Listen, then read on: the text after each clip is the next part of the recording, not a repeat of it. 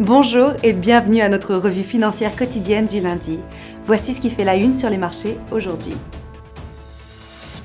L'euro est resté inchangé pendant la session de vendredi. Du côté des publications, l'indice des prix à la consommation en Allemagne a atteint 0,1% comme estimé.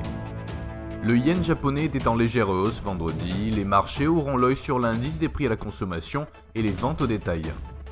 Le discours du président Trump sur les relations avec l'Iran rend le marché du pétrole nerveux et éclipse l'indice des prix à la consommation des États-Unis. La paire livre-dollar progresse graduellement à la hausse, mais la prudence est de mise car le RSI est actuellement neutre et le ROC signale la vente. La paire dollar-yen reste baissière pour le moment, l'indice de force relative est actuellement neutre, le Commodity Chain Index signale la survente. Le cours du pétrole brut reste un choix lucratif, la stochastique reste neutre pour l'instant, le RSI signale l'achat. Le cours de l'or reste sous pression haussière, supporté par un indice de force relative haussier.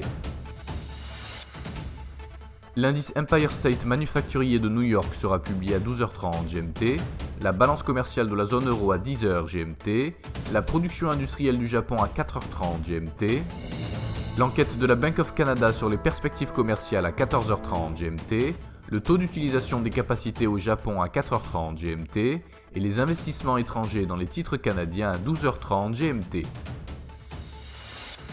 Nous espérons que vous avez apprécié nos perspectives marchés de ce lundi.